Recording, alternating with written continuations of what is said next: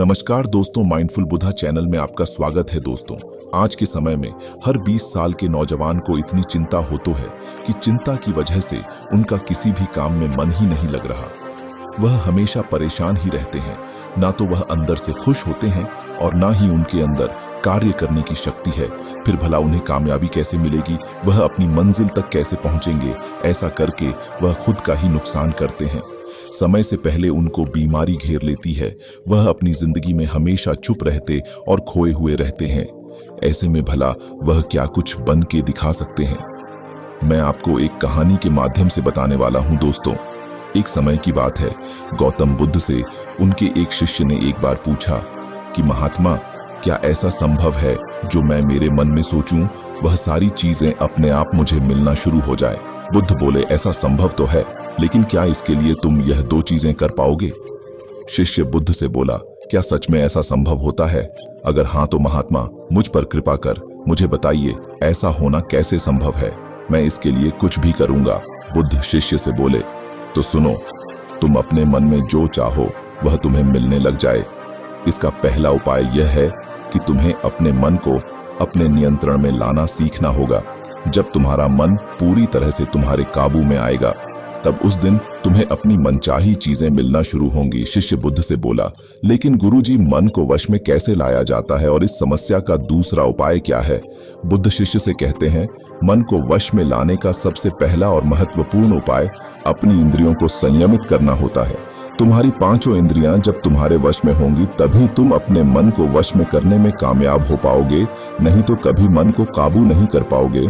शिष्य कहता है, हे गुरुदेव, आप कहते हो कि इंद्रियों को काबू में करने से हमारा मन हमारे काबू में आएगा और फिर जो मैं मेरे मन में सोचूं वह चीज मुझे मिलने लगेगी। लेकिन गुरुदेव, इंद्रिया तो मेरे काबू में है। मैं जैसे चाहूं वैसे अपने हाथों को, आंखों को या फिर पेड़ों को हिला सकता हूं। फिर मुझे जो चाहे वह चीजें क्यों नहीं मिल पाती हैं?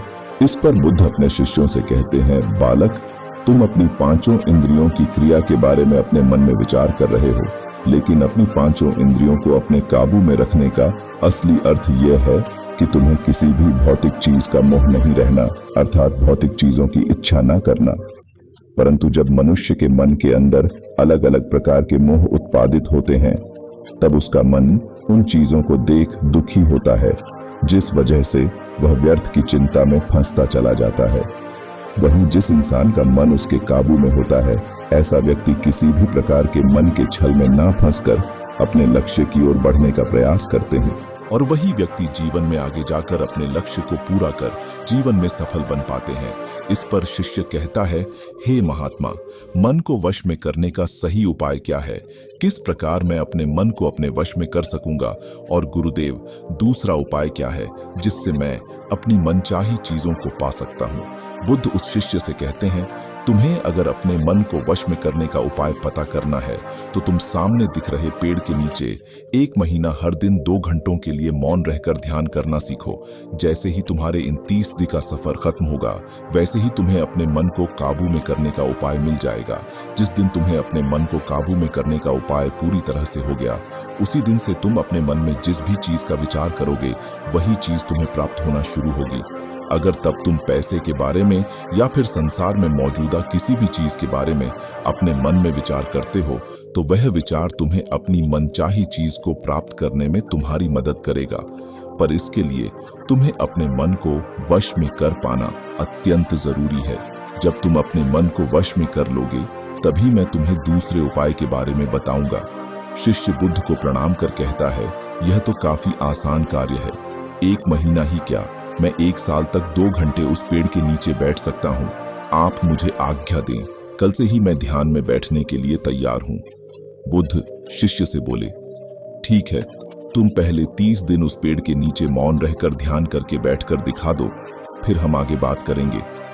उस शिष्य को लगता है, गुरुदेव ने तो मुझे बहुत ही आसान कार्य सौंपा है, इसे तो मैं आसान पूर्वक कर सकता हूँ, इसमें कौन सी बड़ी बात है? 1 महीना पेड़ के नीचे ध्यान ही तो लगाना है, इससे मैं आसानी से कर सकता हूँ। शिष्य दूसरे दिन गौतम बुद्ध को प्रणाम कर उस पेड़ के नीचे मौन रूप से बैठ गया। 3-4 दिन तक ऐसे ही चलता रहा। शिष्य हर दिन बुद्ध के पास जाता है, उनको प्रणाम करता और उस पेड़ के नीचे जाकर मौन रूप से ध्यान करना प्रारंभ करता। लेकिन जब छठे दिन रोज की तरह शिष्य उस पेड़ के नीचे बैठने गया, तब उस समय उसका मन बेकाबू होने लगता है। उसके मन में अलग अलग चीजों के विचार आना शुरू होते हैं। उसने अब तक जिस लोगों से बुरा बर्ताव किया, अपने साथ गुरुकुल में पढ़ रहे भाइयों को उसने हर बार कैसे मूर्ख बनाया और अपनी तारीफ करने के लिए गुरुजी को कब कब झूठ बोला, इन सारी बातों के विचार उसके मन में उत्पादित होने लगे, जिससे उसका पूरी तरह ध्यान में मन लगना बहुत ही मुश्किल होने लगा। थोड़े दिन बीते। आज उस शिष्य का मौन रहकर ध्यान करने का 7वां दिन था, लेकिन उसके मन में बार बार आते हुए गलत विचार से उसके ध्यान को ठीक से करने नहीं दे रहे थे। इसके लिए उसने मन में निर्णय किया, मैं इस समस्या का हल गुरुदेव से पूछता हूँ, उन्हें इसका हल जरूर पता होगा। 18वें दिन उसके मुंह पर आ रहे भाव देखकर बुद्ध पहले ही समझ चुके थे कि आज यह सिर्फ प्रणाम करने नहीं है, अपितु किसी समस्या का हल पूछने आया है। शिष्य बुद्ध के पास जाता है और कहता है, हे महात्मा, आपके बताए अनुसार मैं हर रोज 17 दिनों से उस पेड़ के नीचे ध्यान लगाने बैठ जाता हूँ। शुरुआती दिनों में मैं जब ध्यान लगाने बैठता था, जब मेरा मन पूरी तरह लगता था, लेकिन अब उस पेड़ के नीचे जब मैं अपना ध्यान लगाने बैठ जाता हूँ, तब मेरा ध्यान अच्छे से नहीं लग पाता। मेरे मन में अलग अलग प्रकार के विचार आते हैं।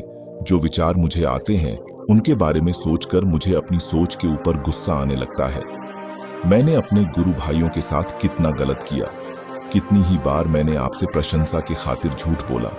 इन सभी गलत और विचार मुझे अंदर से दुखी करते हैं और मेरा ध्यान टूट जाता है। मैं सोचने लगता हूँ कि मैं कितना गलत था, जिसकी वजह से मेरा ध्यान पर मन लगना तो दूर में, ध्यान करते समय इन्हीं विचारों से जूझता रहता हूँ। हे महात्मा, मुझ पर कृपा करें और मुझे इन गलत विचारों को अपने मन से पूरी तरह खत्म करने में सहायता कीजिए।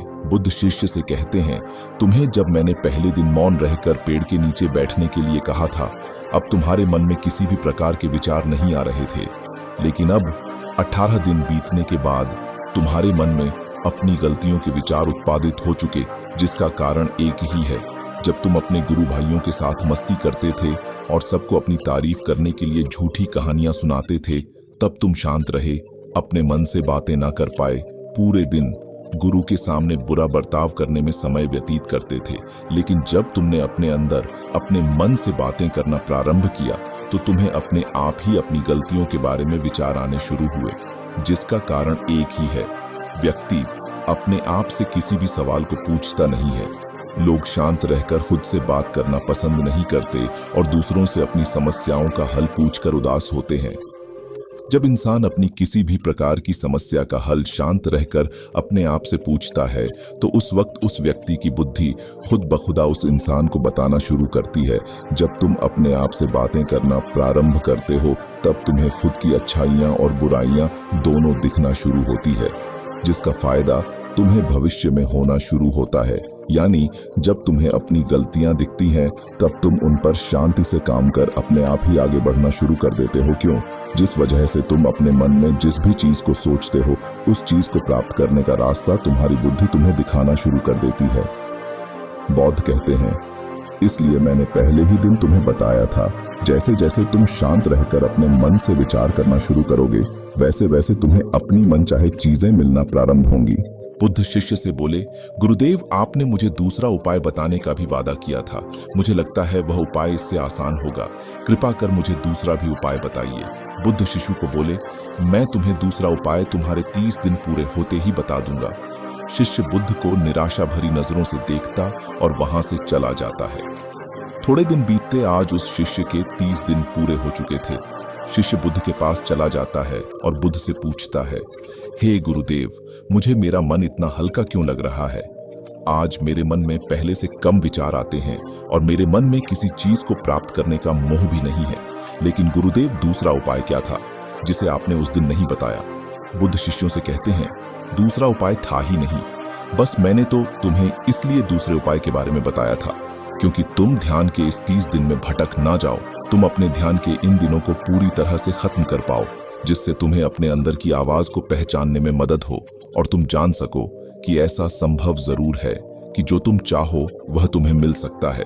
लेकिन अपने मन को वश में करने के बाद इसके रास्ते और भी ज्यादा आसान हो जाते हैं। इसलिए इंसान का मन अगर उसके वश में हो तो वह अपनी मनचाही चीज को प्राप्त करने में समर्थ रहता है। वह कहते हैं, ना मन के जीते जीत और मन के हारे हार। इसलिए मन को काबू में करना सीखो, शांत रहो, हर दिन ध्यान करो, एक्सरसाइज करो, तभी तुम्हारी दिनचर्या बदलेगी। जब तक तुम अपने मन को शांत नहीं कर लेते, तब तक तुम जीवन में कुछ भी नहीं पा सकते। कुछ पाने के लिए मन का शांत होना जरूरी है, और तब तुमको हर वह चीज मिलेंगे जो तुम सोचोगे। फिर वह चीज चाहे कुछ भी क्यों ना हो, आपको वह एक दिन जरूर मिलेगी। दोस्तों, गौतम बुद्ध की इस कहानी को आप अपने परिवार या मित्रों के साथ शेयर करके उन्हें भी बुद्ध के ज्ञान से अवगत करा सकते हैं। बाकी अगर यह कहानी आपको अच्छी लगी हो तो इस वीडियो को लाइक करें और कहानी सुनने के लिए माइंडफुल बुद्धा चैनल को सब्सक्राइब करें। तब तक मिलते हैं हम आपसे ऐसी ही एक और प्रेरणादायक कहानी के साथ अगले दिन। धन्यवाद।